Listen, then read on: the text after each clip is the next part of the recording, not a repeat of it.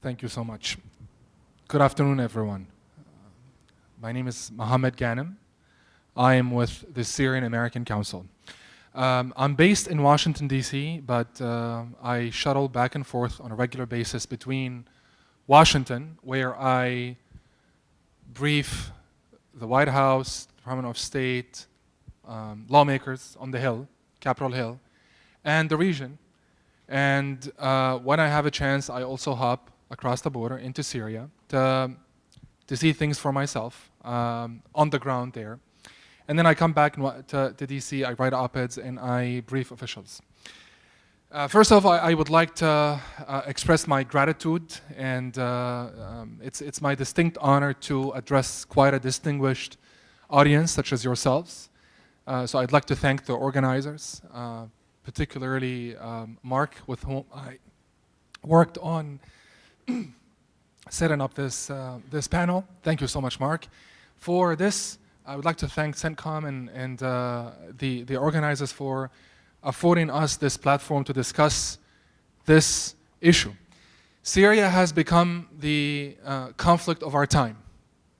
The conflict there is atrocious, as you know, and the uprising against the regime of Bashar al-Assad has morphed from a country-wide crisis to a regional crisis to now a global crisis with security implications for Europe and the United States. This was, of course, especially since today we will be talking specifically about the refugee crisis. The refugee crisis was exacerbated. It didn't start recently, but it was exacerbated recently by a scorched earth policy. This, in part, has involved the indiscriminate airstrikes involving the use of barrel bombs and chemical weapons.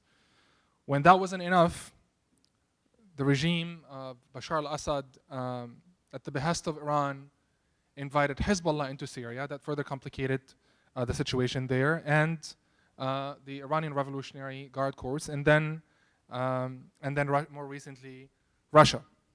The progression of violence carried out was and remains a campaign of forced displacement, and in some cases, some towns, even sectarian or ethnic cleansing. Of course, this added an additional layer of complexity. This provided the entry or facilitated the entry of Al-Qaeda, Nusra, the local franchise of Al-Qaeda in Syria, and ISIS, that allowed them to establish a foothold in the country, unleashing a fanatical ideology rooted in murder and repression of Syrian civilians. So the combination of scorched the state's sanctioned mass murder and on the one hand, and then terrorist violence on the other hand, spawned a massive migration of millions of Syrians. Right now, according to the United Nations, about 5 million people have been to date externally displaced refugees, and this does not include urban refugees. We're only talking about refugees registered as refugees with the United Nations. A lot of them the overwhelming majority of them live in refugee camps, but this does not include urban refugees not registered with the United Nations. And then also about 7 million internally displaced persons in Syria. So we're talking about more than half of the population displaced, some of them multiple times. This humanitarian crisis has now hemorrhaged into Europe, where the presence of hundreds of thousands of Syrians has sparked intra-European infighting on how to address the refugee policy and border security. Public fears towards refugees have even stoked in the light of terrorist attacks in Brussels and Paris. And these same issues and concerns extended here to the U.S. The entry of Syrian refugees has become an issue in Congress and the 2016 presidential elections. Recently, about 31 governors or so expressed opposition to admitting Syrian refugees into their states.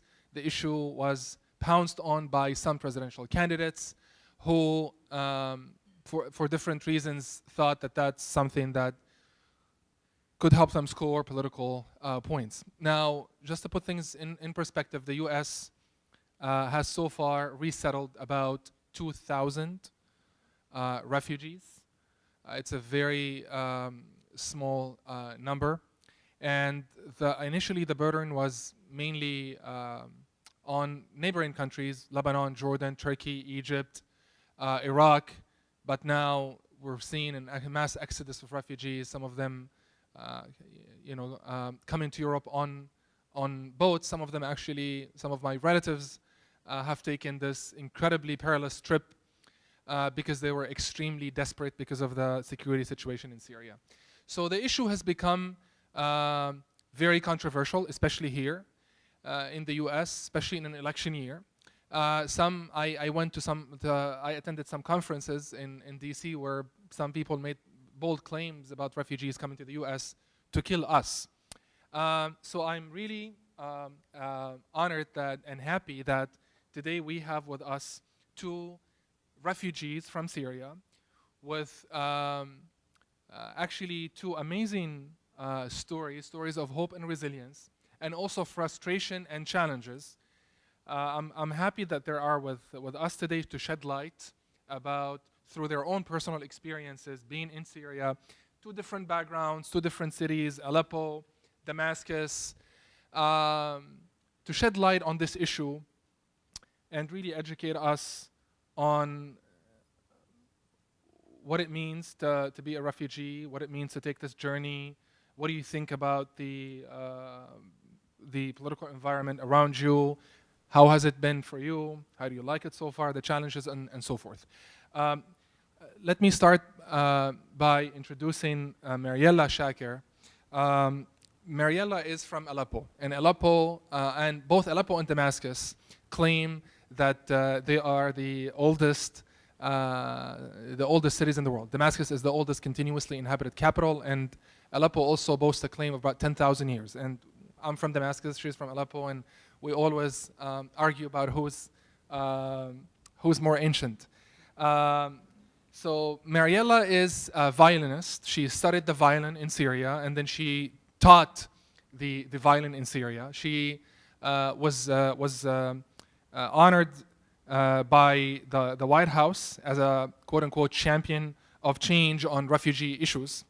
In 2013, conflict gripped her city of Aleppo, and the situation became very dangerous for people there.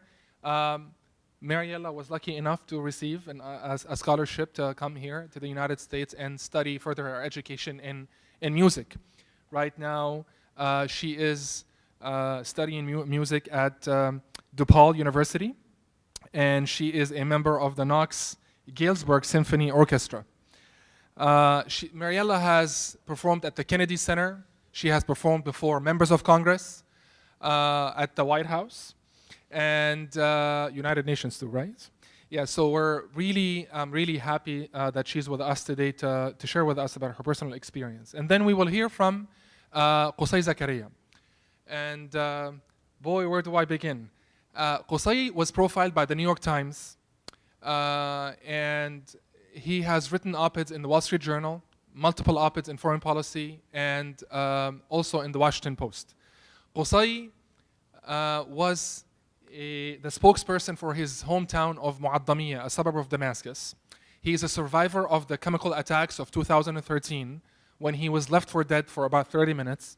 And then fortunately someone decided to check in on him. And he was also a siege and starvation activist. His town was placed under siege by the Assad regime for about 2 years. People there, and this is something that was acknowledged by Secretary Kerry, were reduced to eating stray cats and dogs and grass. Qusay fortunately survived this siege and starvation, and he started a hunger strike. The hunger strike was successful. Some members of Congress actually participated in the hunger strike. He came here in 2014. It's been quite a journey. I've had the distinct honor of working alongside of him. He testified at the United Nations Security Council and has been touring the country. Just like Mariella uses her music to raise awareness about Syria, Qusay also uses experience to truly unique experience to also shed light about the situation in Syria. So I'm very glad that they're with us. Thank you so much for coming, and we're all looking forward to hearing from you today. Damascus will make a concession today, and we will start with Aleppo. Mariella, please go ahead. You have a microphone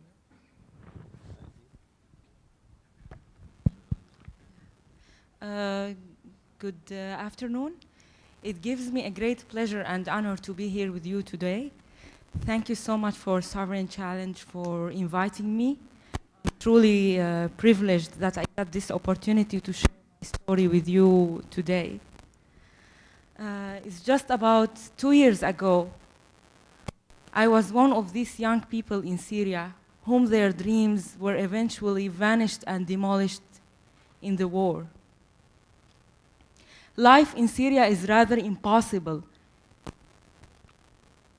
We have a truly humanitarian disaster threatens an entire generation. There is nothing worse than experiencing death every minute in Aleppo. During the time I was still living there, I studied business administration and I graduated from the University of Aleppo. Music has always been my passion. When I was 20 years old, I went to London to audition in person for the Master of Music program, and I was accepted at Trinity Laban Conservatory. But sadly, during the conflict in Syria and the crisis, the last class was delayed three times, and it prevented me from going to London, and I eventually lost a great opportunity. I was so disappointed and miserable, but I never gave up. I started to find another opportunities. I was searching online like crazy, trying to apply everywhere for different programs all over the places. We had a limited access to internet with a huge lack of electricity, but I was so desperate and determined to find my way. I was running between internet cafes under mortars and missiles just to send my application. After 7 months of a truly hard work, I got an amazing email welcoming me in Monmouth College in Western Illinois for a second bachelor's degree music performance. I was beyond happiness that I received this great opportunity with full tuition scholarship. But even with such a huge scholarship, affording the room and board which were not covered by the institution was a great challenge. This is because my parents have lost their jobs in Syria because of the war, and they couldn't support me even with $1. I was about to lose again another great opportunity. So I thought that I need to do something before lose again something very important to my future. I kept searching online and I found about an organization called Jusur. They are helping refugees and Syrian students. I reached out to them several times, but I couldn't get any promising email back. So I went to their website and I searched about their donors. I Googled each name, and luckily I found about a Facebook profile page for one of their donors. He is a fine, truly fine gentleman from Saudi Arabia. I reached out to him. We had 2 mutual friends whom also came to the States by a scholarship and a student visa. I explained to him my story, and he was so impressed by the music videos I sent to him and by the scholarship I received in America. But he said first that he just supports people from the science major. Later on, he said, I'm so impressed and I really want to help you. And you are going to go to United States. I was so glad. It was an amazing opportunity I always dreamed to get.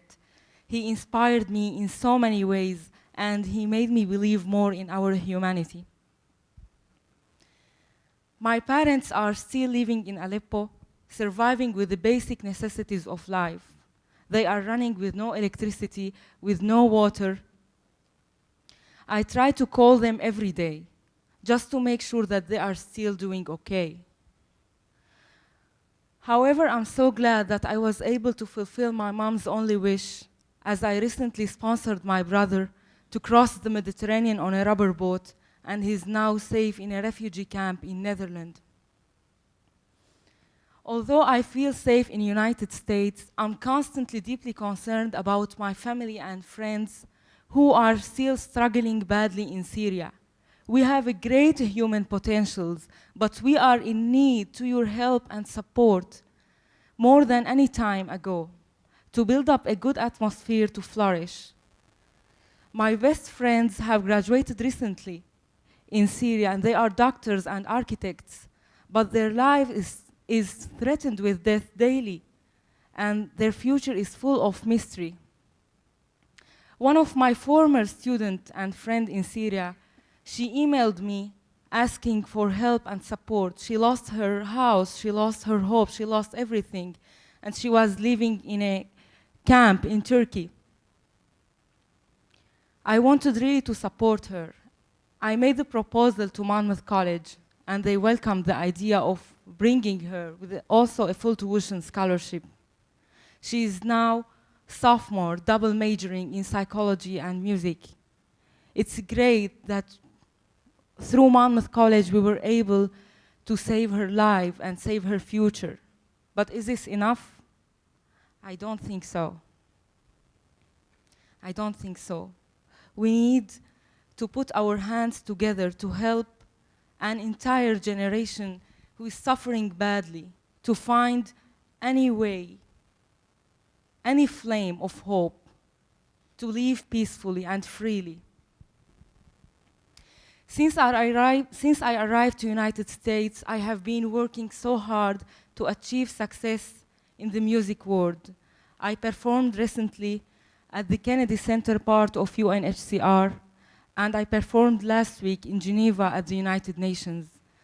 And I was recently honored at the White House by President Obama and selected as Champion of Change for 2015.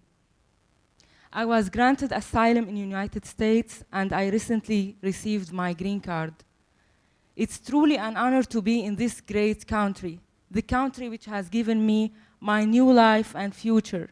I always wanted to come to the United States, and I can't thank the American government enough for making my dream a reality. Today, I consider myself as not just a legally legitimate Syrian citizen, but also new and loyal, devoted young American woman. All what we dream of is a peaceful life and a hope for a better tomorrow. I would like to state that I'm Christian myself, but the relationship between Muslim and Christian in Syria is old and gold. We are attached and linked together like a fine mosaic antique piece. We can't afford to lose any parts. We are one and we will always be. I would like to say that although I stand here as one woman, one musician, one human, my proposal to you will truly exhibit what American culture has taught me, that humanity does matter. I feel powerless to change the current situation in Syria politically and socially, but I'm committed to the power of music, and I believe in its ability to fashion peace and love in our world. Music is the bridge which has brought me to this country and gave me my new life and future. And I believe music has the power to unite us. And I can prove this when I'm Christian myself and when I get to perform some Jewish music for Muslim community. It's something very powerful, and I truly believe that it's gonna unite us one day. Last thing, I hope music will help healing the pain our world has felt, and I very much hope you will enjoy my small concerto this evening. Thank you so much.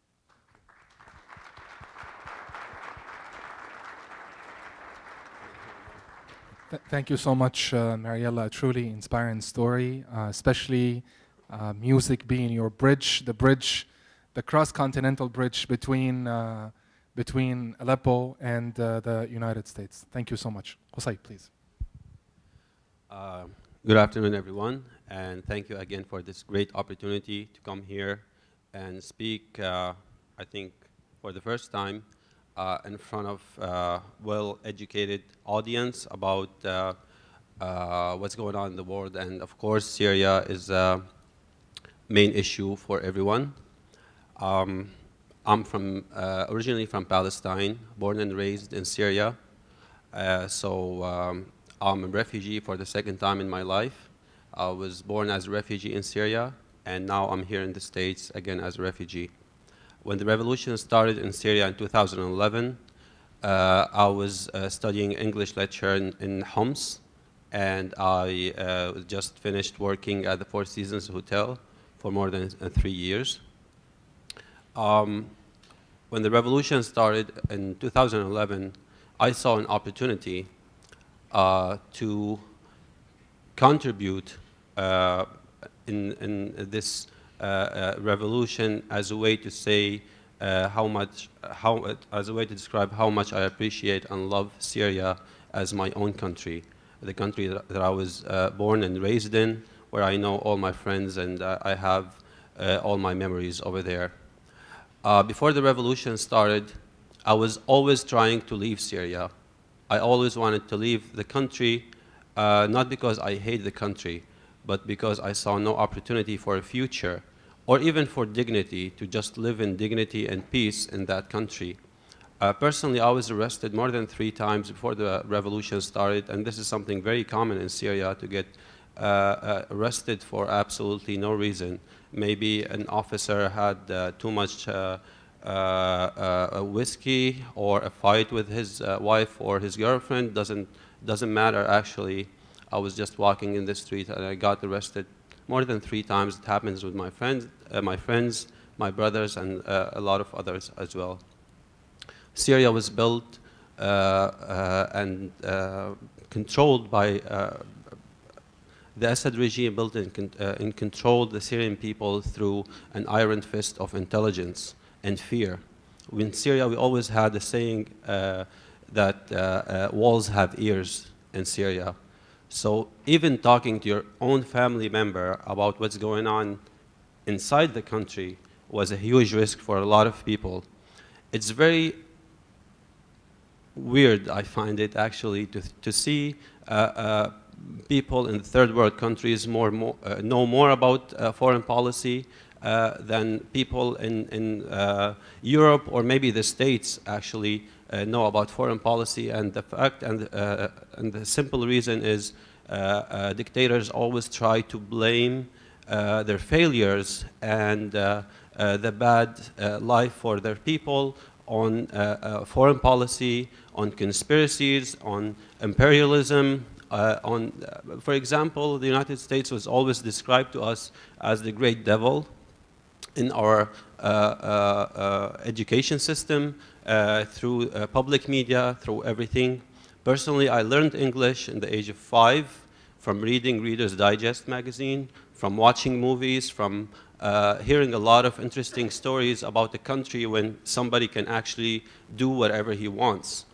For me, it was something very interesting because I had more than 8 siblings, and most of them were older than me, so I was always listening to their stories of struggling to build a future or just to survive their daily lives.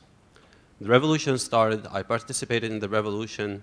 Our town is a small town in the west suburbs of Damascus called Mu'addamit al-Sham. People started protesting 3 days after the first protest happened in Daraa. At that time, nobody was even asking for a regime change. People were just asking for simple rights and freedom of speech, but the regime's brutality made people ask for more and ask for regime change. I watched Assad intelligence go and kill people during the protests, go inside houses and rape women in front of their families in order to stop them from demonstrating. A lot of my friends had been detained, tortured. Some of them died under torture. If anybody got the chance to watch the Caesar photos, you will find the examples of what detention in Assad prison might actually mean. We were always asking for help. We were always hoping that the international community will actually do something to save civilians in Syria or provide them protection during their peaceful demonstrations at that time where the Arab Spring was spreading from all across the Arab world. Unfortunately, that help never showed up. Even after Assad killed thousands of people in the peaceful demonstrations, after he used tanks and airplanes to bomb civilian populations, arrest, torture, rape hundreds of thousands of civilians. Personally, I lived in Al-Damieh and I survived a lot of horrible things that you can only dream of. In 2013, I was one of the survivors of the chemical attack massacre. And every time I try to speak about that day, I always describe it as Judgment Day. Since we have a lot of military officers here in this room, I think some of you knows what death by sarin gas can actually mean. It's one of the worst ways to die on Earth. It's a weapon of terror. And it's a weapon that can destroy communities, not just destroy lives. And I always find it hard to determine which weapon was the worst, actually. Was it the chemical weapons and the sarin gas, or the starvation weapon? I lived for more than 2 years under siege.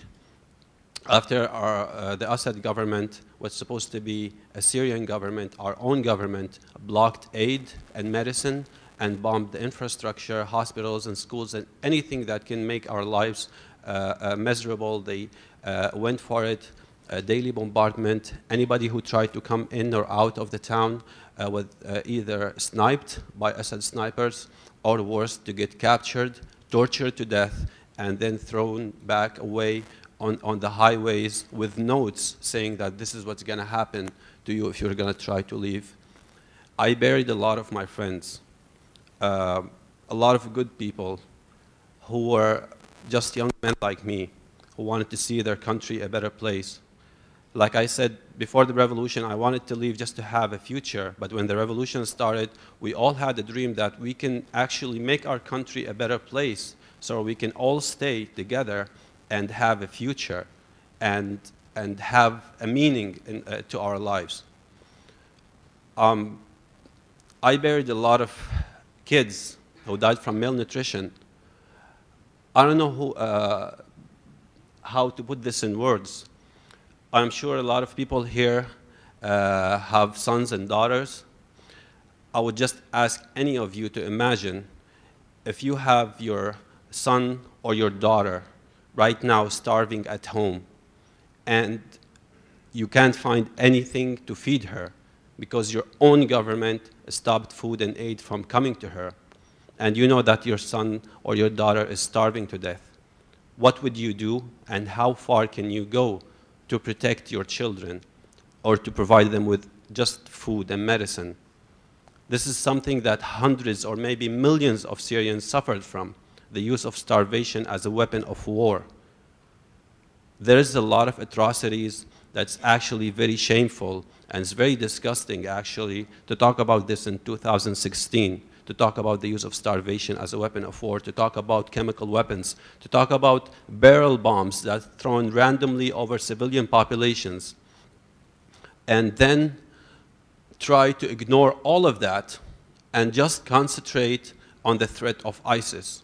ISIS exists, of course. It's a threat of course. It's hurting everyone, of course. But if you want to solve the problem, if you want to help civilians, if you want to stop ISIS, you got to go back and look what helped create ISIS. ISIS and every radical group always feed on dictatorship. They feed and they recruit people through disappointment and anger. The people of Syria waited for help for a long time, and that help never showed up. So when radical groups like ISIS or Al-Qaeda come and say, we're here, we can help you, at least if you're not going to get justice, you can get revenge. That's how they can recruit people. That's how they can convince someone to go blow himself up. We got to understand that the world has become much smaller, and whatever happens in some part of that world will find a way to affect your lives here. And this is what ISIS did, and this is what the Syrian revolution that eventually became a conflict has did. We all must understand that we should address the conflict in Syria in a serious way, and to remember that the victims in Syria are true people. They have families, they have names, they have hopes and dreams. They're just like anybody in this room. And the children of Syria who were left to die either on rubber boats trying to cross the sea to find safety, or died from malnutrition, or died from sarin gas, or died from barrel bombs, will never forgive anybody for letting them down. And we still have hundreds of thousands of children. Some of them are under the age of 5. They were actually born and raised in war, in refugee camps, or in displacement inside of Syria. We should all think about this, and we should all find solutions. Thank you. Thank you so much. Thank you. Thank you so much, Qusay. Before we go to the Q&A session, could you please, and thank you for this very lucid portrayal of the situation there. Could you just in 2 minutes talk about yourself as a refugee in the United States and here? What has it been like for you? What do you think of what's happening around you? Just maybe in a couple of minutes so we can get to the Q&A session. I actually left Syria in 2014. I was working as an activist, trying just to publish the truth and talk to foreign media and whoever wants to listen about what's going on. We were living under siege. We suffered from chemical weapons, from starvation, daily bombardment, and I was just trying to raise awareness. And this is something very common between dictators and terrorist groups. Their number one enemy is the truth. So they always targeted activists and journalists. And I was threatened hundreds of times by the Assad regime. They went after my family, my friends. I had to leave my town through a trick, let's say. And I was very lucky, you have no idea, and very blessed to be able to avoid capture. And I crossed the borders to Lebanon, and from Lebanon I came here to the States after I got a lot of help from good people here in the States to actually get a visa. When I came here hoping that I can change something, that I can give the people inside of Syria a voice, since I'm one of them and I shared their suffering and I shared their pain. I came here hoping that what I read about the States was real, that this is actually a country where can do the right thing for the right reason. In Syria, we had a lot of hope that actually we will get help one day, because it's the right thing to do, and because it's also a matter of national security maybe for a lot of countries to actually see peace and stability and justice in Syria. I was really amazed by the American people. They are very kind and they are very understanding. And at the same time, actually, they are very misinformed. I met and worked a lot with the US government. There's a lot of passionate people who are actually trying to do something, but unfortunately, and this is my personal opinion, I think all the right decisions and all the right actions were blocked by President Obama himself. Personally, I blame him for a lot of the atrocities that happened in Syria, because the absence of consequences will always encourage dictators and lunatics to attempt and commit war crimes and genocide when they see the absence of consequences. Actually, the worst part of my day, to be honest, is when I wake up and go through social media and to try to catch up with what's going on in my country and what's going on over here, since I'm living somehow somewhere between Syria and the United States. My mind is always in Syria, but my body is always here.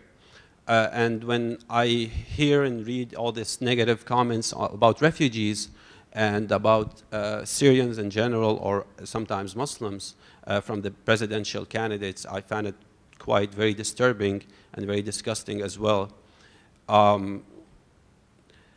We suffered a lot just to have a good government in Syria. And I'm watching this country actually giving away this great gift that they have, and they're giving up for fear and for racism and for lunatics who are trying to do whatever they want or whatever they can just to get access to power. If ISIS was the worst version of Islam, I think Donald Trump is the worst version of America. If you want to build a future, if you want to build a country, if you want to bring people together, you gotta use love and respect. You shouldn't use hate and racism. I really hope that this elections will eventually become the moment of truth for the American people, and they will make right decisions, so we can all eventually work together on solving all these problems inside and outside the country. Thank you so much, Qusay. We will now turn to the audience for questions. Good afternoon, I'm the Defender of Greece, and thank you very much for you described the situation in Syria and your towns very well. And I want to ask, if tomorrow, and we all hope that tomorrow this situation is end, and we have a new government, do you return back to Syria? And if they return back to Syria, and if you answer yes or no, I want the reasons. Thank you. This is actually a question I hear a lot of times. And in fact, 4 months ago, I was on my way back to Syria. I booked my flight to Turkey, and I had plans with friends to cross the borders and stay in Syria. My friends actually canceled my flight on my way to the airport. Guilty as charged. And I had a big fight with them. They said that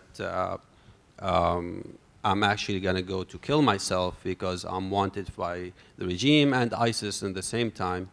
But I just couldn't keep living here, knowing that all my attempts to give the people of Syria a voice or try to have a good change or get help, real help for Syrians has failed. I accepted that, and I thought it's time to go back home and at least stand with the people who are still living under the bombardment and who are living in the same life that I lived through for more than 3 years. Of course, if there's a safe zone, this is something we always try to ask for. Having a safe zone in Syria will allow hundreds of thousands or maybe millions of Syrian refugees to come back to establish a new beginning, to show the people of Syria and people everywhere that there is actually hope and there is a third option beyond Assad dictatorship and ISIS terrorism. If we have a safe zone, we can give the local communities and the civil communities a chance to build infrastructure, to have schools and hospitals, to educate the Syrian children who most of them are living without education, suffering from a lot of disease, and there is no chance for them to get that without having a safe zone. Thank you. Mariela, would you care to respond to that, Yes. please? Actually, I love United States so much, and I feel half of me, if not more, is American now. I feel so loyal to this country. But of course, Syria is my hometown, and my parents are still living there. So of course, if in the near future the situation might get better, I would be the first one who will be going there and start actually music school for the Syrian refugees and try to make this country great again. Make the country great again. Okay. Okay, please, sir. Yeah, good afternoon. Ken Quinn from Australia. So I'd like to congratulate you, first of all, to have the courage to come along today and talk to us and be so open with us. It's just fantastic, and it really is quite inspirational to hear your story. So thank you very much for that. My question relates to the Russian involvement. You know, the complication or the wicked situation that is in Syria at the moment was further complicated by the Russian involvement commencing last September. Your country and Russia have had a relationship that goes back to the Second World War. So my question really relates to, were you aware as you grew up, or through your families or through your friends, that there was a Russian involvement or influence in the country? Was it a surprise to the people of Syria when the Russians did arrive? And how do you think that further complicates any resolution into the distance? Sure. So I was born and raised in Syria. I lived in Syria for 30 years, and I studied, and then I became a professor at the University of Damascus. So definitely the Russians had a lot of influence because Syria was a socialist state. The regime was modeled after the Communist Party in Russia, and there was a very strong military-to-military relationship. Now, here in the United States, I facilitated conversations between defectors from the Assad military with senators on the Armed Services Committee, Senator Ben Nelson, for example.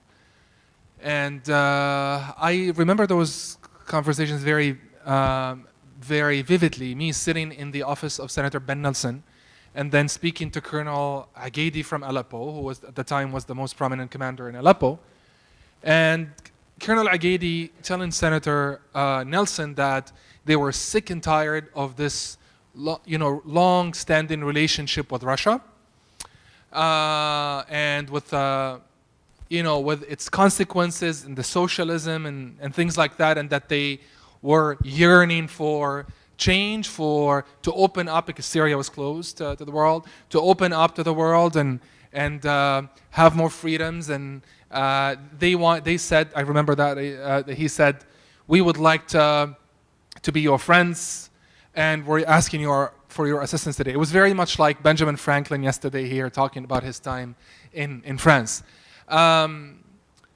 So I think a significant size, like a sizable portion of the population wanted to break with the past. And unfortunately, there was reluctance because of geopolitical reasons and lots of other factors. So that wasn't forthcoming. It did not happen. And that's number one. Here in Washington, D.C., Mr. Obama, when Mr. Obama came to office, he was a proponent of a policy called the Russia Reset Policy. So he had a different approach than his predecessors to Russia, and he wanted to accommodate Russia's sensibilities to a number of issues, including Syria. And the approach was, we prevail on the Russians, and the Russians prevail on their client in Damascus, and their client in Damascus behaves or leaves office. And this was the approach for a number of years. So that also didn't happen. But that was the only tool they were willing to deploy. Diplomacy on its own cannot work miracles. It needs to be backed up. But that was not forthcoming. So it was. I think the moment for the moment that Russia really became. I mean, of course, they were influential in the past, but the moment they became really influential in modern times was when the red line was crossed. No consequences. The deal happened, and then Russia became a major power broker in Syria, more so than they were in the past. That emboldened, I think, Vladimir Putin, and some other senators have suggested that the seeds for Ukraine were sown in Syria, and then the September 30th, 2015, the Russians intervened to prop up the regime. They said they were going after ISIS, but independent analysts documented that they mainly went after rebel groups. So it was not a surprise that they did that. I think the international climate, and the lack of response emboldened further action, whether it's in Europe or in Syria. So it was not a surprise. But definitely growing up, we saw that, because as a student in school, when I went to elementary school and I was a first grader, I automatically became a part of a communist-like organization. It was called the Ba'ath Vanguard, and I didn't know what that was, but that's what they called me. And then in middle school, I became a member of another organization. Also, I had no choice. I became the part of the Ba'ath Youth, and so forth. And it was all modeled after the communism and that sort of thing. So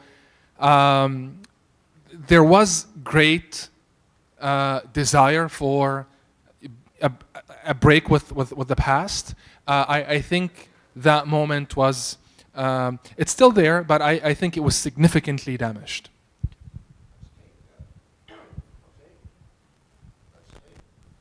Let's take one more question, and then I'll summarize it and talk about what happens next.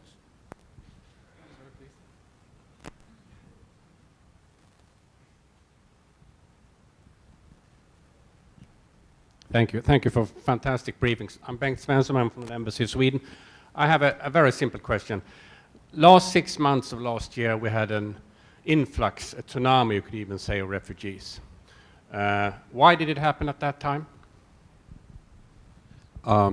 This is actually a part of the answer Muhammad was just saying a few minutes ago.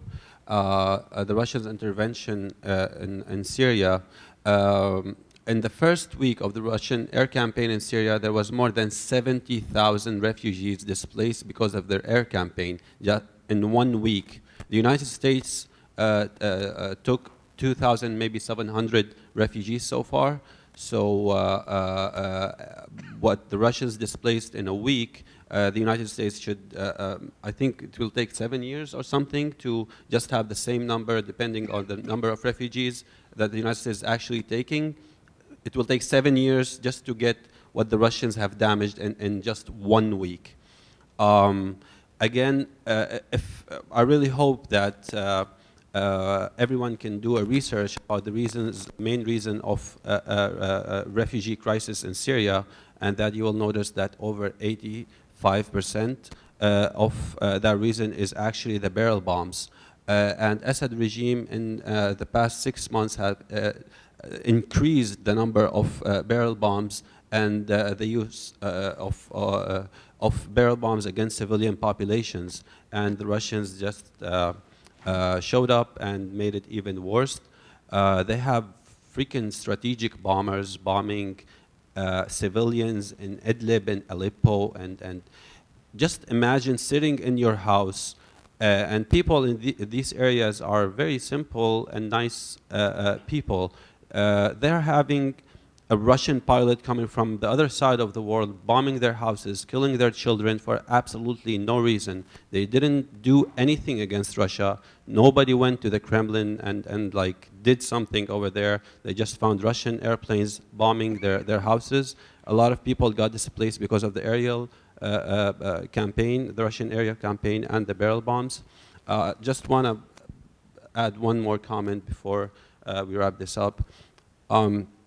Yesterday, I was listening to Benjamin Franklin talking about the establishment of the United States, and I couldn't resist imagining if, when he went to France to talk and ask for help from the French government, that there would have been a president like Obama telling him that you're just a bunch of doctors and pharmacists who want to challenge a great power.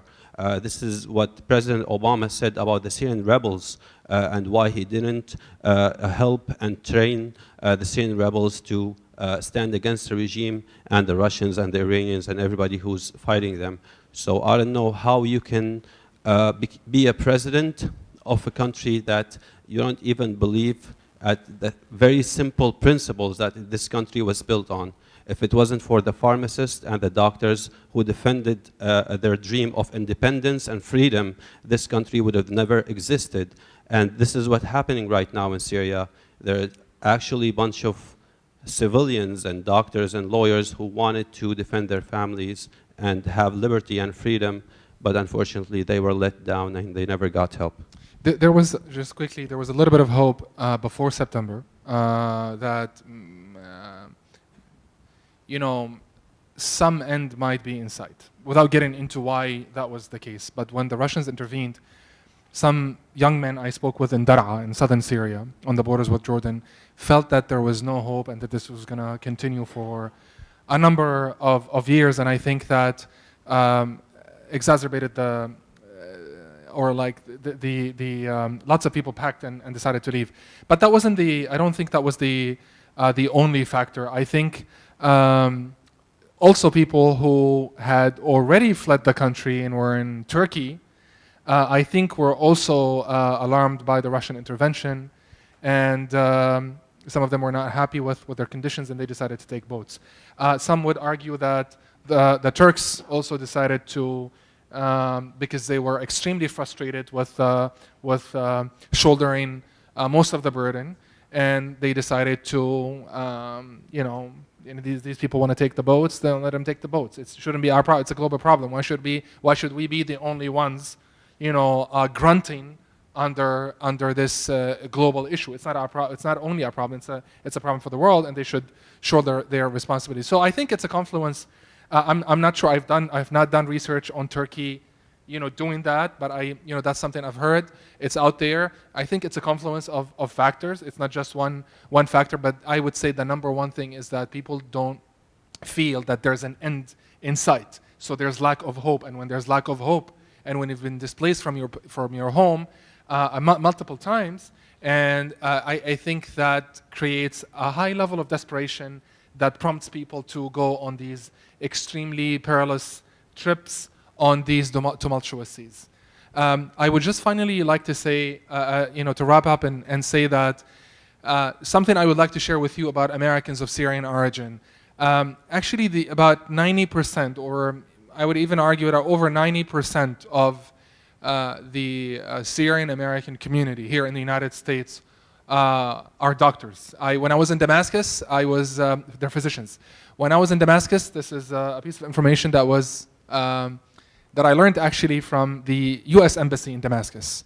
They said the overwhelming majority of Syrians, of course that's before 2011, overwhelming majority of Syrians were doctors, and that actually was very interesting for me. And then when I came here, I saw that with my own eyes. The board of pretty much every, except for a few maybe, almost every single member on the board and the executive committee of my organization is a doctor.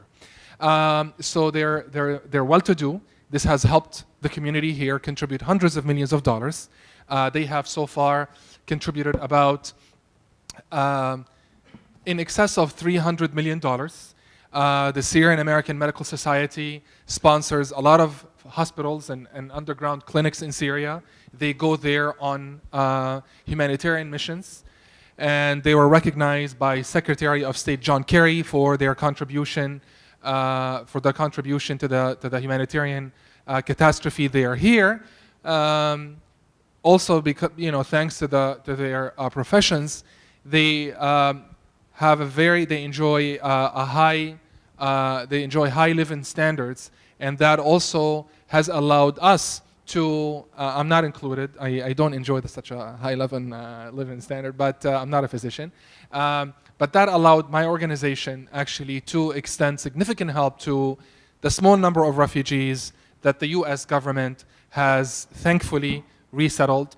I would like to go on the record and say we are very thankful for the contribution of the United States in terms of humanitarian assistance, although we believe you can't just ameliorate symptoms and that you need to work on the root cause of the issue, but still we are grateful for the American taxpayer for the significant contributions they have made to help desperate people in these desperate times. So this has allowed our community to extend significant help to them, help them integrate, help them support things in terms of language, because just, I'm sure some of you know the US Refugee Resettlement Program is a bare minimum program.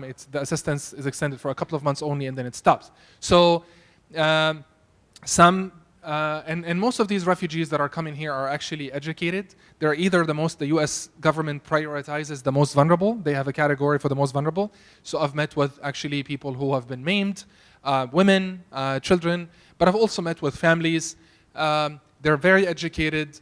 They're coming here looking for to build a better future for their kids. They are eager to contribute to their society. There is absolutely no truth whatsoever to any, to reports by, not reports actually, malicious rumors by some politicians suggesting that they're coming here to kill Americans. One such family today on their way now, as we speak, they're in the air on their way to Kansas City from Jordan.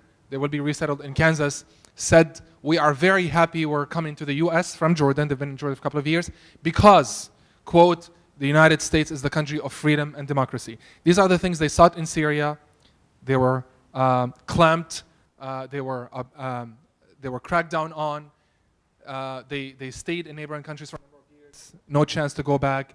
And now some of them are trying to seek to restart their lives in countries of refuge, United States and Europe. Now, what we mainly advocate for is, of course, we are for the increase in resettlement of refugees, but that will only deal with one symptom of this issue. These refugees, and I'm sure my colleagues here would agree with me, and so many other refugees I've spoken with, they would like to stay in Syria, and they would like the world to afford them measures for civilian protection so they can stay there and stay in that country, and instead of having to go to Europe or to the United States. In the absence of that, we definitely hope that Europe that has shown significant and tremendous generosity will continue to welcome them, and that the United States will increase the number of refugees and do its fair share. This is a country of immigrants, and it was built by immigrants, and I do believe that Syrians, I'm very proud to be Syrian, and I do believe that Syrians will be successful members of this society and contribute great things to this country, just like other immigrants have already done. Thank you so much for attending this panel, for your time and attention and the questions, and we look forward to spending the rest of the conference with you. Thank you. Thank you so much. Thank you.